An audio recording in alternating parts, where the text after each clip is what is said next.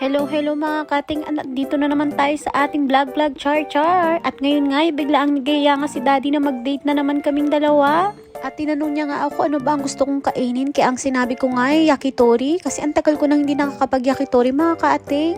Sa mga hindi nakakaalam, ang yakitori nga pala ay mga ihaw-ihaw mga kaating. Masarap yun i-partner sa beer. Gusto ko mga kaating na pag nagde-date kami ni daddy, nag-aayos talaga ako mga kaating. Gusto ko talaga maganda ako sa paningin niya kapag magde-date kami. At nakakatawa pa nga to si daddy mga kaating. Nagkamali siya ng pinasok na umise mga kaating. Hindi pala dito dapat kami kakain.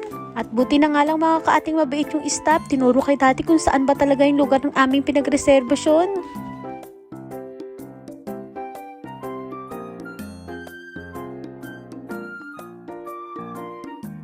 Dito sa Japan mga kaating, tuwing Sabado marami talagang tao sa labas at umiinom sila at kumakain kasama yung mga kaibigan nila. Tapos marami ka rin makikita mga nagde-date sa labas mga kaating. Tuwing Sabado na kasi yung pahinga ng mga Japanese mga kaating, ito yung pahinga nila at ito yung araw ng pag-aaliw nila. Kaya maraming tao sa labas ngayon. At pagkatapos namin kumain dito, pupunta kami sa snack bar mga kaating. Ganun talaga kami ni daddy pag nagde-date. Pag lumalabas kami, pumupunta kami sa snack bar.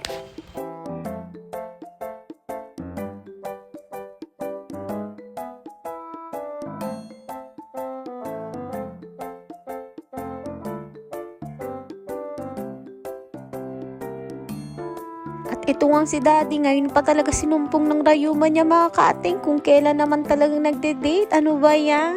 At alam nyo ba mga kaating, habang naglalakad kami, may sumusunod na pala sa aming isang matandang hapon mga kaating. At ayan nga, hindi ko nga napansin na nakuhanan ko pala siya ng video habang nagbablog char ako mga kaating. Medyo kinalabutan nga ako kasi biyan bigla nga lumapit sa amin yung matanda. At ayan si daddy, mabait talaga yan mga kaating. Kahit hindi niya kilala, pag kinausap siya at tinanong siya, isasagot talaga siya. At isinama na nga din namin sa pupuntahang namin snack bar mga kaating yung matanda. At kahit hindi nga kilala ni daddy yan, talagang siya pang nagbahid sa dalawang umisi na pinuntahan namin. Ganyan talaga yan si daddy kabait.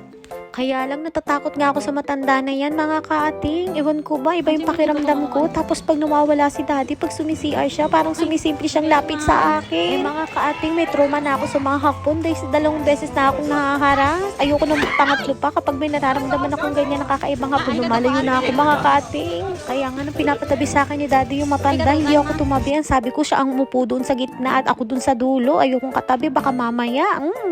Mas okay na magdoble ingat mga kaating para sa huli ay hindi ako magsisi, ganun. At nang nagpunta nga kami sa isa pang snack bar na kaibigan ni daddy, talagang lumalapit na siya sa akin pag napunta si daddy sa CR. Pag may chance siya, lumalapit siya sa akin mga kaating. Kinikilabutan ako. Wala siyang tigil sa pagsasabi na ang ganda-ganda ko daw mga kaating. Talaga nakatitig lang siya sa akin. Nakikita nga ni mama na lumalapit siya sa akin pero hindi na lang siya makapagsalita. Tapos mga kaating, alam nyo ba nung hinatid namin siya sa taxi, yung lalaki, lumingat lang si daddy, biglang lumapit sa akin at sinabi niyang, pwede ba kitang hawakan? Buti na lang ang mga kaating, sa braso niya lang ako hinawakan. Medyo nasyak ako. Nakita nga din yun ni Mama Primrose. Kaya si Mama Primrose biglang lumapit sa akin at sinabi niyang, kuway, kimuchiwari nga daw yung matanda. Sa Tagalog mga kaating, nakakatakot at nakakakilabot nga daw yung matanda mga kaating. Ganun siya. Kaya nga sinabi ko yun kay daddy, sabi ko, ano ba yun? Huwag ka nung makikipag-usap sa mga hindi natin kakilala. Diyos ko po, mapapahamak pa tayo ng di oras. Ay, ako pala. At nag-mail nga si mama kay daddy in the next day mga kaating na nakakatakot nga daw yung matanda at siguradong natakot din daw ako kasi nakita niya yung ginagawa sa akin na paglapit-lapit mga kaating. Nainis nga si daddy, ang sabi, ang kapal niya, biniyaran ko pa naman siya, tas ganyan yung gagawin niya. Sinabihan tuloy ako ni daddy mga kaating na wag na akong masyadong magpaganda at mag-ayos pag-aalis nga mga kaating kasi nakakahatak daw ako ng stalker. Ganun. Hay mga kaating, ang dami talagang nangyari ngayong araw ng pagde-date namin. O sige na po mga kaating, dito ko na po tatapusin ang aking pagbablog char. Sa uulitin. Bye bye. Mwah!